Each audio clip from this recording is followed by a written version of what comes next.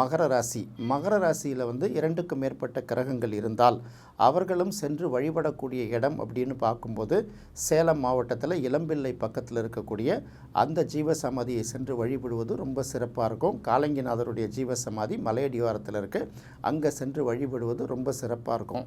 அப்படிங்கிறது மகர ராசி அப்படின்னு பார்க்கும்போது சனிக்கிழமைகளில் சென்று வழிபடலாம். கும்பத்தில் 2க்கு மேற்பட்ட கிரகங்கள் இருந்தால் கும்பகோணத்தில் இருக்கக்கூடிய அங்கே பல கோயில்களில் சித்தருடைய ஜீவசமாதி அங்கங்கெல்லாம் இருக்கும். கும்பகோணத்தை சுற்றிய நிறைய இடங்கள்ல இருக்கும். அங்கே ஏதாவது ஒரு கோயிலை தேர்வு செய்து அங்கே இருக்கக்கூடிய ஜீவ சமாதிகளை அந்தந்த நாட்களில் வழிபட்டு வர்றது சிறப்பு. சனிக்கிழமைகளை வழிபடுறது ரொம்ப சிறப்பு. மீன ராசியில் 2க்கு மேற்பட்ட கிரகங்கள் இருந்தால் அவர்கள் மதுரை அல்லது மதுரையை சுற்றியுள்ள பகுதிகளில் இருக்கக்கூடிய ஜீவ சமாதிகளுக்கு சென்று வியாழக்கிழமை அன்று வழிபடுவது ரொம்ப சிறப்பு. மதுரையை பொறுத்த வரைக்கும் சுந்தரானந்தரோட ஜீவசமாதி இருக்குது. திருப்பரங்குன்றத்தில் மச்சமுனியோட ஜீவசமாதி இருக்குது. இன்னும் இருக்கக்கூடிய ஜீவசமாதிகளை சென்று நீங்கள் வியாழக்கிழமை அன்னைக்கு வழிபடுவது உங்களுக்கு சிறப்பாக இருக்கும்.